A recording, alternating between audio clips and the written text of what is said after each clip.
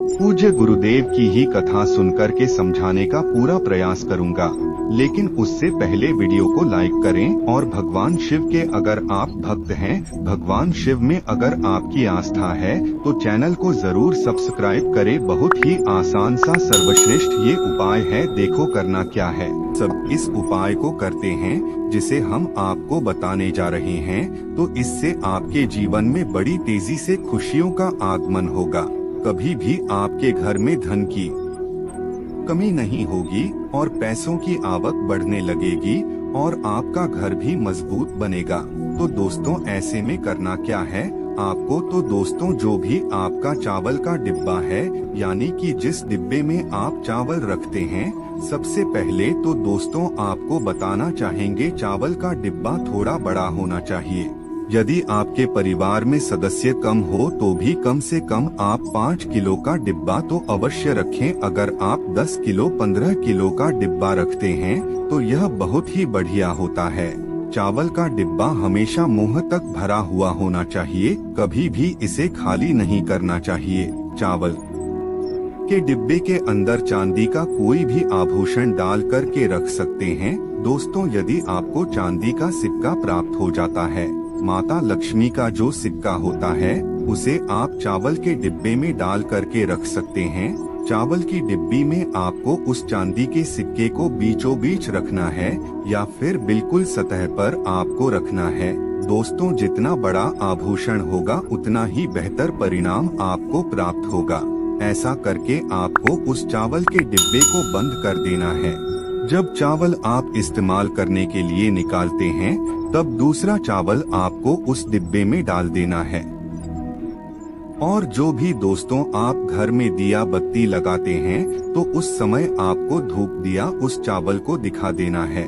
दोस्तों चावल एक ऐसा खाद्य पदार्थ है जो आपकी यश कीर्ति और सौंदर्य को बढ़ाने के साथ साथ सुख समृद्धि को बढ़ाता है। दोस्तों आप देखना शादी के समय चावल का इस्तेमाल बेहतरीन ढंग से किया जाता है।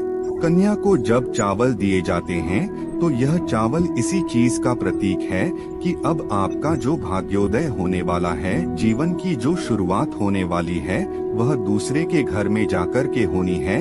यानी कि जो ओरिजिनल लाइफ आनी है वह वहां जाकर के आने वाली है। यह प्रकृति का संकेत माना जाता है और संकेत स्वरूप उसके हाथ में चावल डाले जाते हैं। दोस्तों चावल को बहुत ही शुद्ध माना जाता है। चावल के डिब्बे के आसपास किसी भी प्रकार का कोई गंदगी नहीं रखना चाहिए। चावल को कभी भी गंदी जगह पर नहीं रखना चाहिए। कच्चे चावल को या फिर पके हुए चावल को कभी भी कूड़ेदान में नहीं फेंकना चाहिए। दोस्तों शास्त्र में कहा गया है कि चावल का जो कोई भी दुरुपयोग करता है तो उसके कर्म में कीड़ा पड़ता है। चावल से खीर बनती है। चावल का भोग लगभग सभी प्रकार के देवी देवता स्वीकार करते हैं।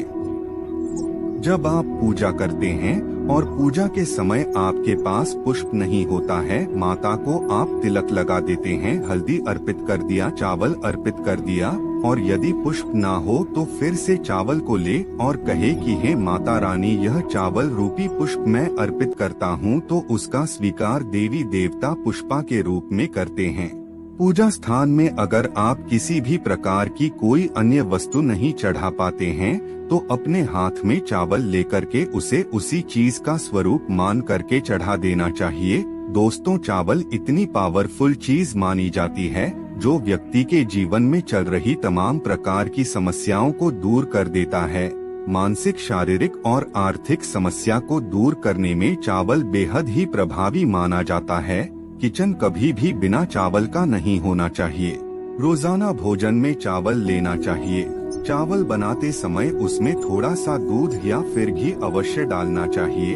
ऐसा करने से घर में धन दौलत में वृद्धि होने लगती है। तो चावल में दोस्तों चांदी का एक छोटा सा सिक्का या फिर चांदी का आभूषण हमेशा रखें और चावल के डिब्बे को हमेशा स्वच्छ जगह में रखें। अगर उत्तर दिशा की तरफ रख पाते हैं तो यह बहुत ही बढ़िया होता है। चावल के डिब्बे को कभी भी गंदी कंडीशन में हाथ नहीं लगाना चाहिए, क्योंकि चावल में बहुत जल्दी जीवाणु पड़ जाते हैं। इसलिए कभी भी गंदे हाथों से चावल को हाथ नहीं लगाना चाहिए। चावल को मुख्य रूप से ज्योतिष शास्त्र में चंद्रमा का कारक ग्रह कहा जाता है। अगर आप इस प्रयोग को करते हैं तो इससे आपका चंद्रमा ग्रह बलवान और मजबूत बनने लगता है। मुख्य रूप से चंद्रमा को मन का कारक ग्रह कहा जाता है। इसके साथ ही यहाँ माता का कारक ग्रह होता है और आपके अंदर विवेक उत्पन्न करता है। अगर आप चंद्रमा को बलवान बना लेते हैं तो इससे आपका मन आपके कंट्रोल में रहेगा, और अगर आपका मन आपके कंट्रोल में रहेगा तो आप सभी प्रकार की भौतिक वस्तुओं को बड़ी आसानी के साथ अपने लक्ष्य के माध्यम से प्राप्त कर सकते हैं। मैंने कोशिश की आप सबको बहुत अच्छा समझाने की। वीडियो पसंद आई हो तो लाइक कर दीजिए। अगर आपको कुछ भी चीज समझ में न आए तो कमेंट में पूछ लेना, गलती नहीं करना है। श्री शिवाय नमस्तुभ्यम। हर हर महादेव।